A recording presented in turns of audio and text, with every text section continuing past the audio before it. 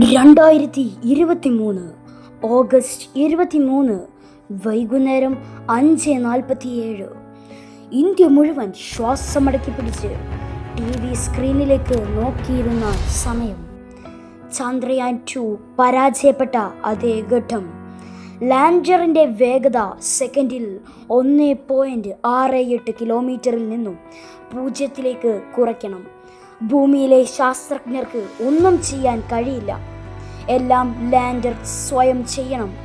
ഇതിനെയാണ് 15 minutes of terror, 15 minutes of terror എന്ന് വിളിക്കുന്നത്. ഒടുവിൽ വൈകുന്നേരം 6:04 ആ അത്ഭുതം സംഭവിച്ചു.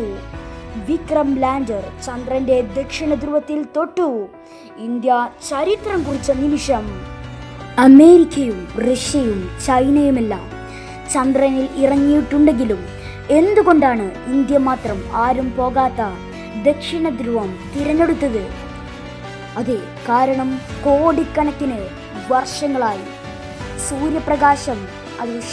സൂര്യപ്രകാശത്തിന്റെ ഷീൽഡ് വീഴാത്ത കടുത്ത ഇരുട്ടറകളാണ് അവിടെയുള്ളത്.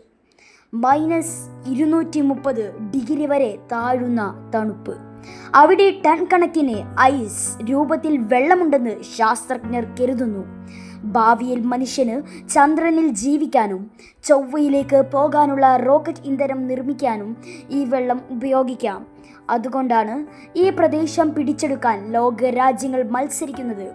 അതിൽ നമ്മൾ ഒന്നാമതായി. ചന്ദ്രയാൻ 3ന്റെ വിജയരഹസ്യം എന്താണെന്ന് നിങ്ങൾക്കറിയാമോ? ISRO ഈ ദൗത്യം ഡിസൈൻ ചെയ്തത് ഫെയിലർ ബേസ്ഡ് ഡിസൈനിലൂടെയാണ്.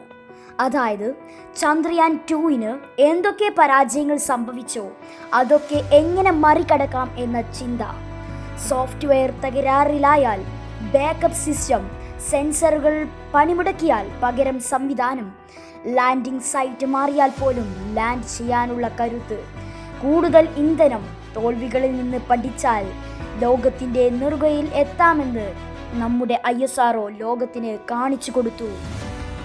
ചന്ദ്രനിൽ ഇറങ്ങിയ ശേഷം വിക്രം ലാൻഡറിൻ്റെ ഉള്ളിൽ നിന്നും 26 കിലോ മാത്രമുള്ള ഒരു ചെറിയ റോബോട്ട് പുറത്തേക്കിറങ്ങി.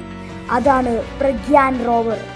6 ചക്രങ്ങളുള്ള ഈ കുട്ടി റോബോട്ട് ചന്ദ്രൻ്റെ മണ്ണിലൂടെ നടന്ന് അവിടുത്തെ മൂലകങ്ങൾ പരിശോധിച്ചു. അതിലും വലിയൊരു മാസ് കാര്യമുണ്ട്. പ്രഗ്യാന്റെ പിൻചക്രങ്ങളിൽ ISROയുടെ ലോഗോയും ഇന്ത്യയുടെ അശോക സ്തംഭവും പതിപ്പിച്ചിട്ടുണ്ടായിരുന്നു.